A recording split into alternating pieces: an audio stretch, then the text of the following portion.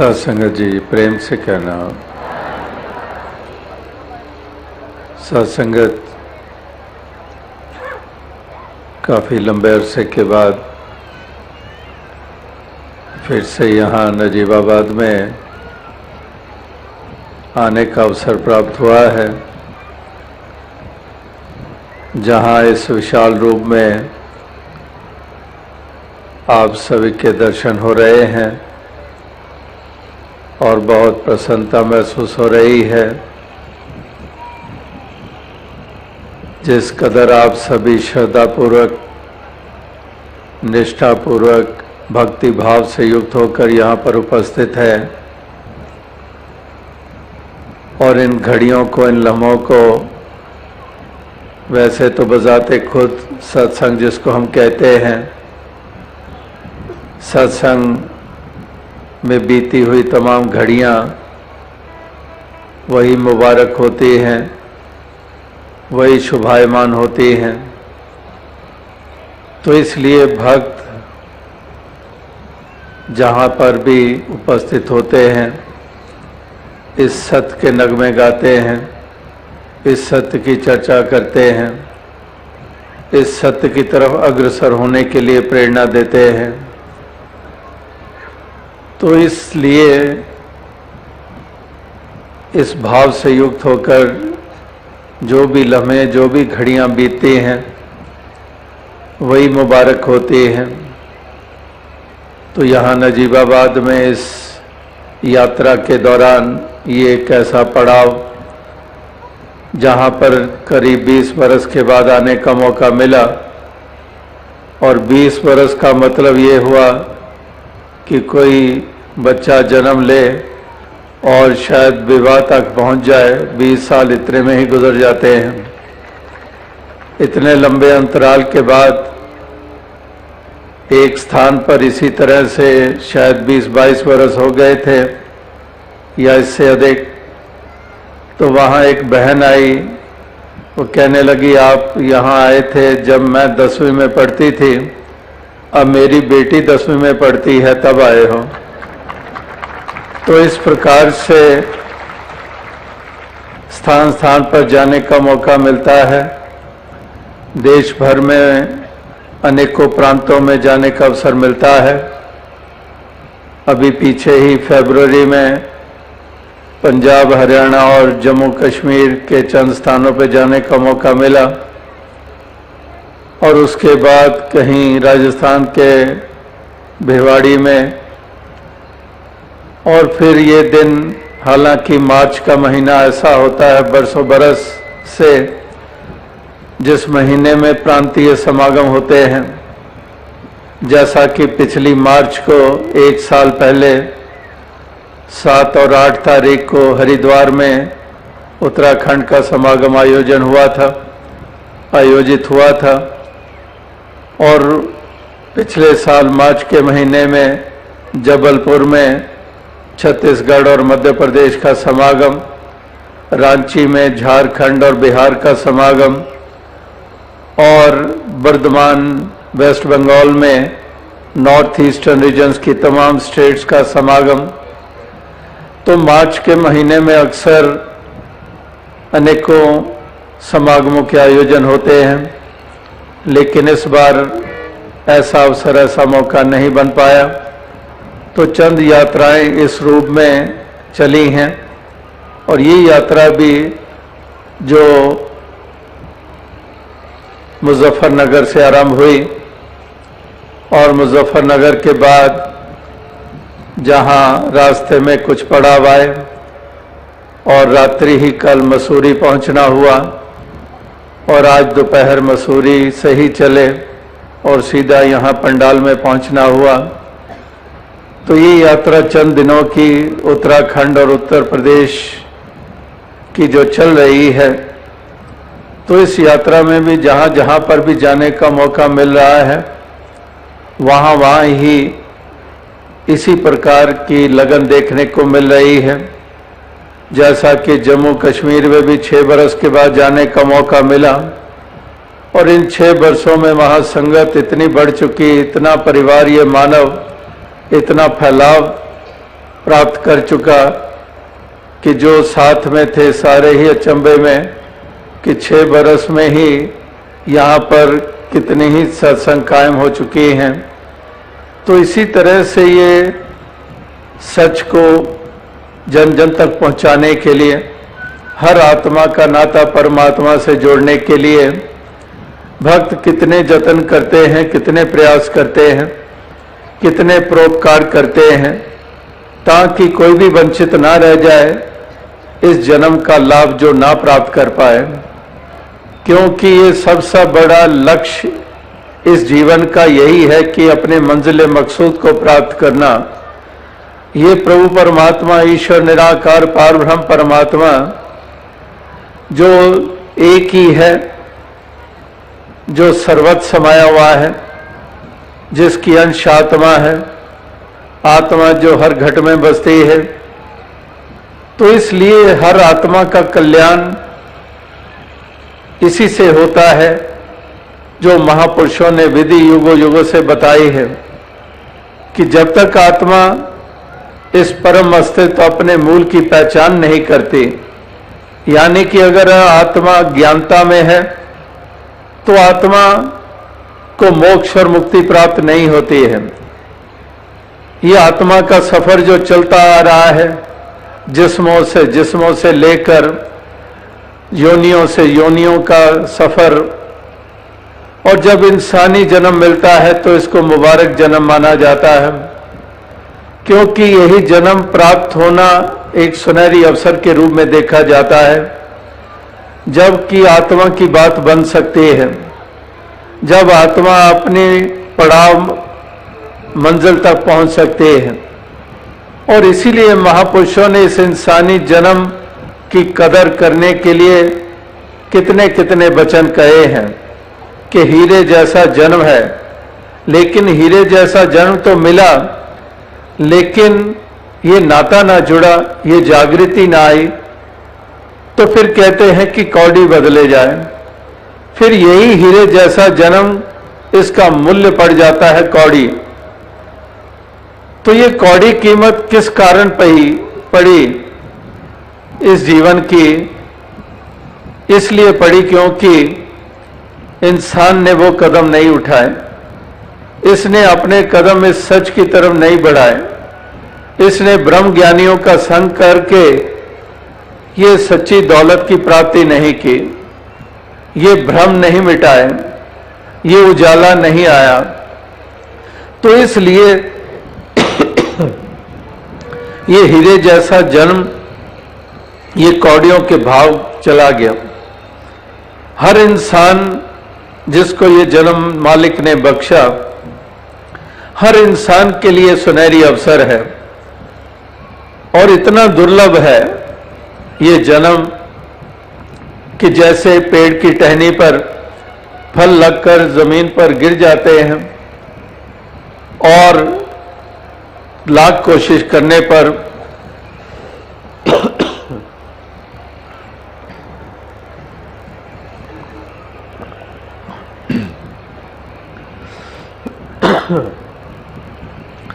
लाख कोशिश करने पर भी उसको फिर से नहीं लगा सकते हैं। तो ऐसा दुर्लभ जन्म प्राप्त कर लेने के बाद अगर इंसान ये काम ना करे तो उसको मंदभागा कहा जाता है। उसको कहा जाता है कि इसकी कैसी एक इसके भाग्य है।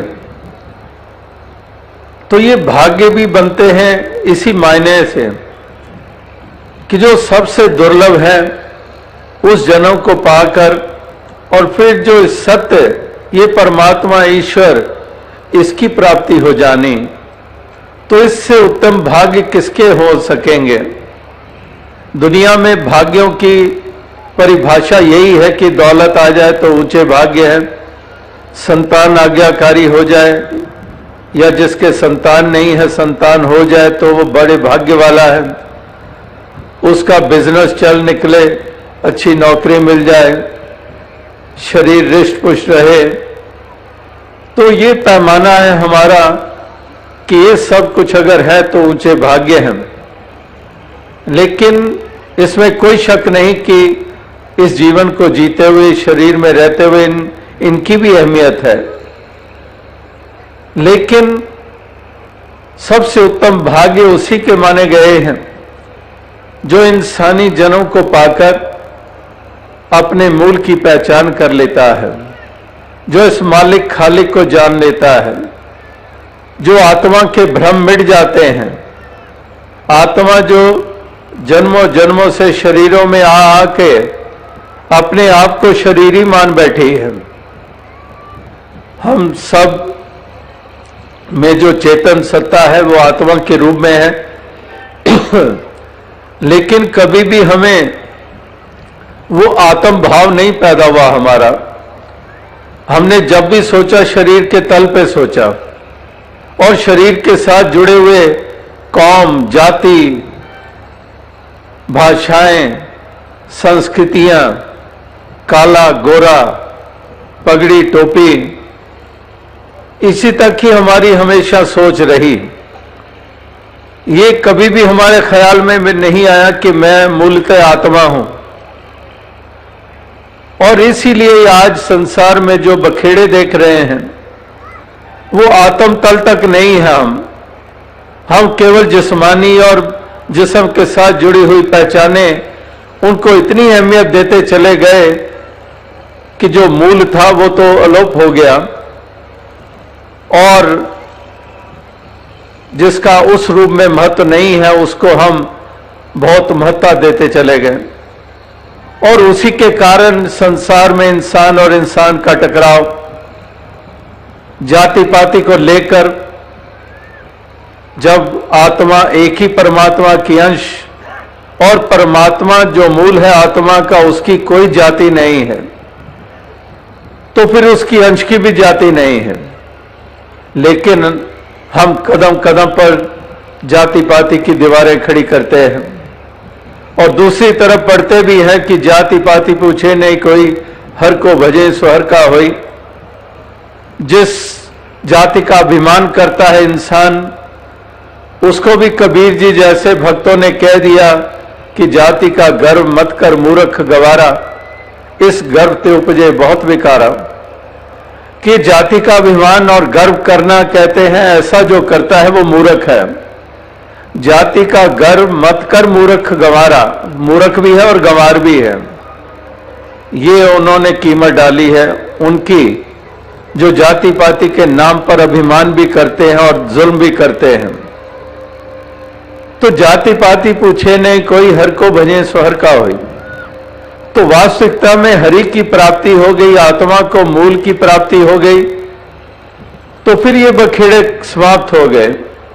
फिर असल पहचान मिल गई, फिर असल बोध हो गया, जिसको सेल्फ रियलाइजेशन कहते हैं। जो सेल्फ है हमारा असली अस्तित्व, द ट्रू सेल्फ। ये ट्रू सेल्फ जो कहा अंग्रेजी में कि हमारी असली पहचान वो हमारी उस नूर के रूप में है, उस आत्मा के रूप में है, जिसके बारे में कहा कि एक नूर है सबके अंदर, नर है चाहे नारी है, ब्राह्मण क्षत्रिय वैश्य हरिजन एक ही खलकत सारी है। कि एक नूर ते सब जग उपजा, कौन भले को मंदे, लोगा भरम न भूलो भाई, खालक खलक खलक में खालक, पूर्य सर्व थाई। यानी कि वो नूर जो है वो हमारी असली पहचान है। तो ये बाकी के हमारे लवादे, ये बाकी के हमारे बाहरी रूप, ये हमारी संस्कृतियां और कौमें और नस्लें इत्यादि, इससे हम ऊपर उठ जाते हैं, मजहब मिल्लत से ऊपर उठ जाते हैं। अब मजहब की भी दीवारें नहीं रहती हैं, क्योंकि जैसे जाति के सवाल, इसी तरह से मजहब मिल्लत के सवाल, मेरा राम तेरा अल्लाह, मेरा अल्लाह तेरा राम, और इस प्रकार से हम इसके कारण भी उलझते चले गए। ये हमें बोध ही ना हुआ कि राम वही है जो अल्लाह है, और अल्लाह वही है जो राम है, गॉड वही है जो अकाल पुरख है, जिसको अनंत नाम दिए गए, क्योंकि अनंत गुणों का मालिक है। और अनंत गुणों का मालिक है ये प्रभु परमात्मा, इसलिए इसके नाम भी अनंत हैं। जिसको जो जो भी गुण प्रोमिनेंटली भासता चला गया, महसूस होता चला गया, वो उसको वही नाम देते चले गए। इसीलिए कबीर जी ने भी कहा कि काशी काबा एक है राम रहीम, मैदा एक पकवान बहु बैठ कबीरा जीम। कि मैदा तो एक ही है, लेकिन नाना प्रकार के पकवान बन रहे हैं। इसी तरह से मूलतः तो ये परमात्मा है और यही एक हर घट में बसता है, और इसने जो सृजना की है, ये जो रूप बनाए हैं, ये भिन्न भिन्न है। जैसे सुराही हो, घड़ा हो, अब उनमें मट्टी तो एक जैसी ही लगी है, लेकिन उसको अलग अलग रूप दे दिए गया। तो मुस्लिम होकर भी फिर वो उस रूप में सवाल नहीं खड़े करते, वो हिंदू होकर भी वो सवाल मज़हब मिल्लत का नहीं खड़ा करते, वो सिख होकर भी वो सवाल खड़ा नहीं करते, वो यहूदी होकर, ईसाई होकर वो सवाल खड़ा नहीं करते। जिनको ये बोध हो जाता है, और अगर ये सवाल हैं और इन्हीं के आधार के ऊपर मार काट, जुल्म और सितम, निर्दयता, मजहब का नारा बुलंद करके, पीरों पैगंबरों का नारा बुलंद करके मासूमों की जानें ली जा रही हैं, तो ये प्रमाण पत्र हैं कि अज्ञानता में रह रहे हैं वो लोग। दूर का भी वास्ता नहीं ज्ञान से, दूर का भी वास्ता नहीं सच्चे धर्म से, कोई पहचान उनको नहीं हुई। अज्ञानता ही ढो रहे हैं, अंधेरा ही ढो रहे हैं, और अपना बोझ और बढ़ाते चले जा रहे हैं। तो ये आज के ये फैसले नहीं है कि आज यहां इस मंच से कहे जा रहे हैं। ये युगों युगों से जितने भी भक्तों, महापुरुषों के, वलियों, गुरु, पीर, पैगंबरों के जो वचन आए हैं, वो वही एक फैसलों के रूप में है। वही पैमाने हमारे सामने रखते आए हैं कि इसके ऊपर जो खरा उतरेगा वही सच्चा धर्मी होगा, वही सच्चा इंसान होगा, वही इंसान होने की पहचान रखने वाला होगा, वही सच्चा धर्मी होगा जिसमें कदूरत और वैर और ईर्ष्या की आग नहीं जल रही होगी, जिसमें दया करुणा का भाव होगा। वो सच्ची धर्मी होने की पहचान बनाएगा।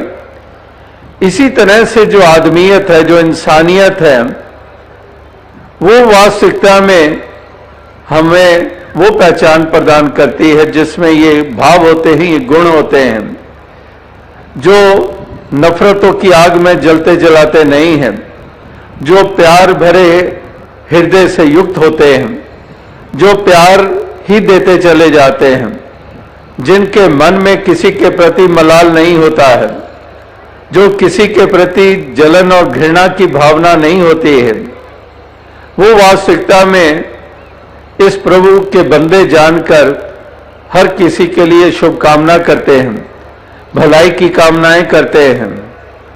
उनके हृदय में ये भाव होते हैं कि सबका भला करो भगवान, सबका सब विधि हो कल्याण। अब जब सब शब्द का इस्तेमाल हुआ, इससे किसको बाहर निकालेंगे? सबका भला करो भगवान।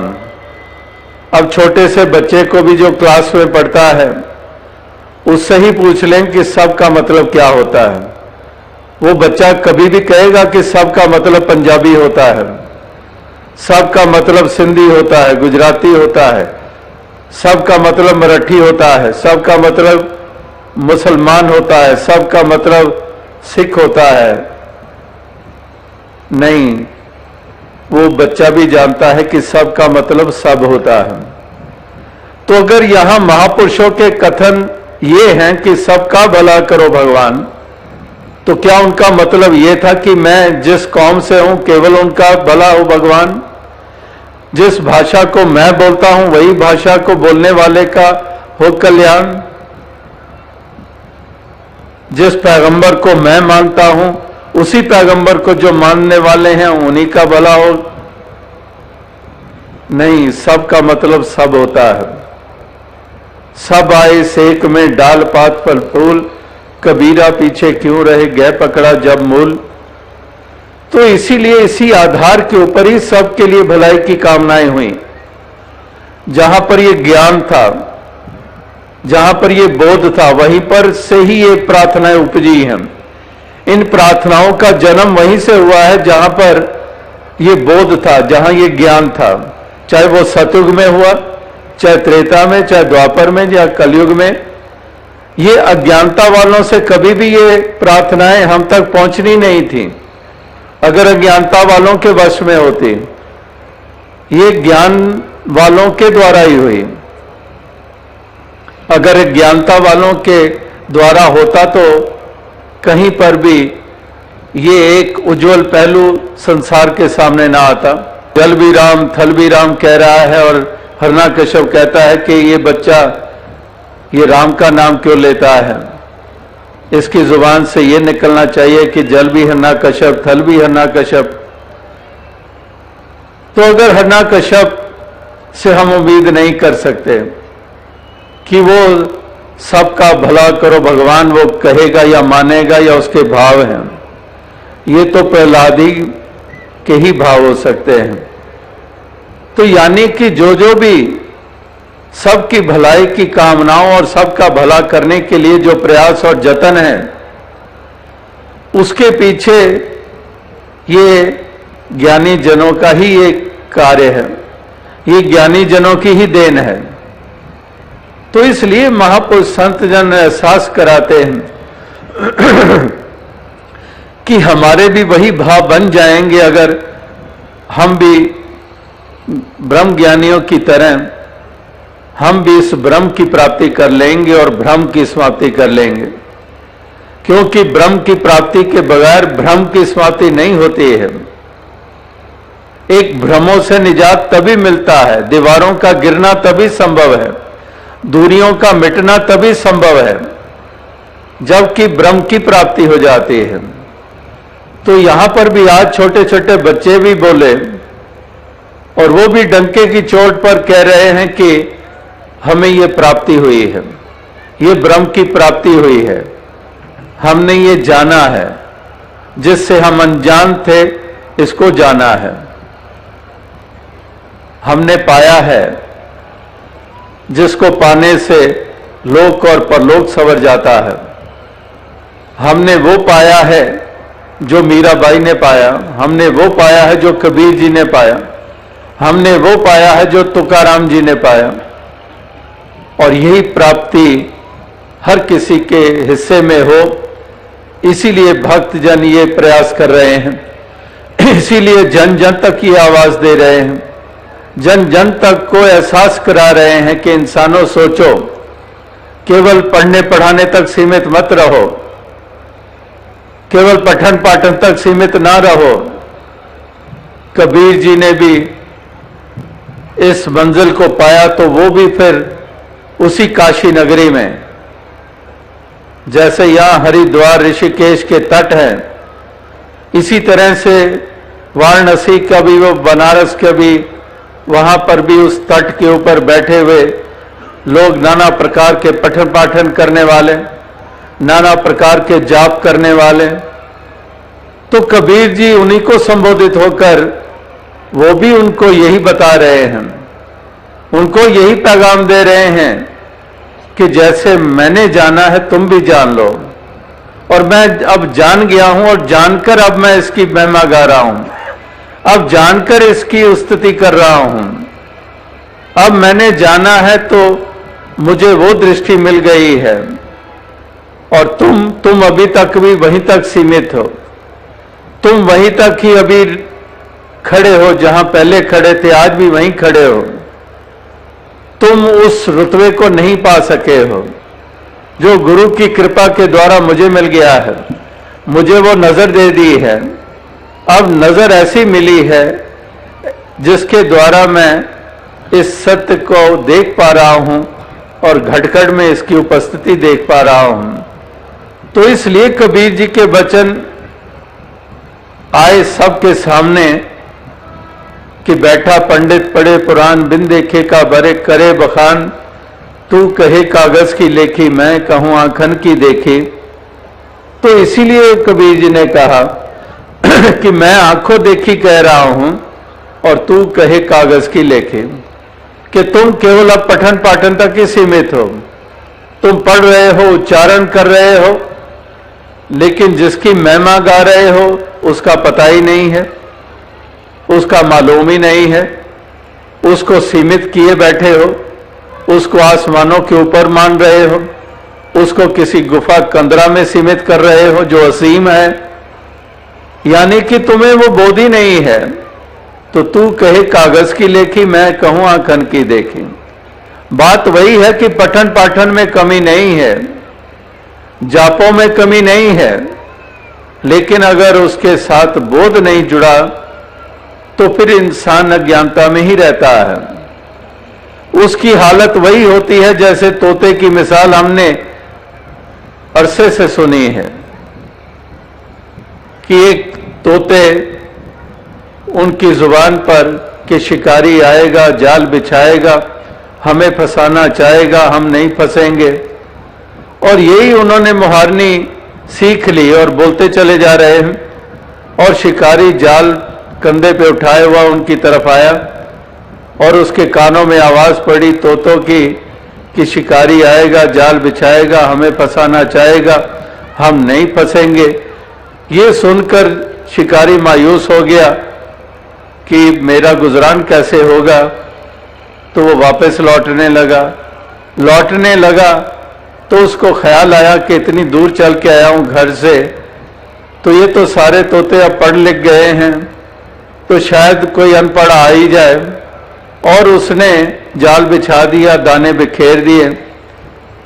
अब तोते वही बोल रहे हैं कि शिकारी आएगा, जाल बिछाएगा, हमें फंसाना चाहेगा, हम नहीं फंसेंगे। ये कहते हुए ठीक जाल के ऊपर आकर बैठते हैं, दाने चुनने लग पड़ते हैं और एक ही झटके में छलांग लगाकर शिकारी उन सब तोतों को उस जाल में बांध लेता है और कंधे पे रखकर जा रहा है घर की तरफ। और उसी कंधे में से लटके हुए जाल में तोते अब भी बोले जा रहे हैं कि शिकारी आएगा, जाल बिछाएगा, हमें फंसाना चाहेगा, हम नहीं फंसेंगे।